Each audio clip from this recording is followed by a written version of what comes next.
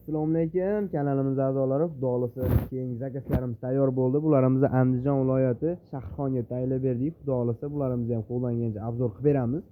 Bularimiz 4 ta eshik, razmeri keladigan bo'lsa 240 ga 90 lik bo'lgan, to'rog'isi ham.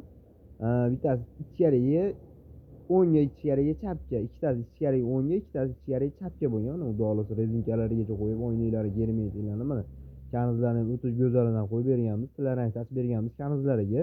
Egasini xushiga qarab, xudo xolasa mana kanizlari mana bor, trammolarni ham arkali qilib zo'r qilib berganmiz. Egasini xush talabiga qarab rezinkalarni ham tillalar tashib, kanizlarni ham xudo xolasa zo'r qilib berdik.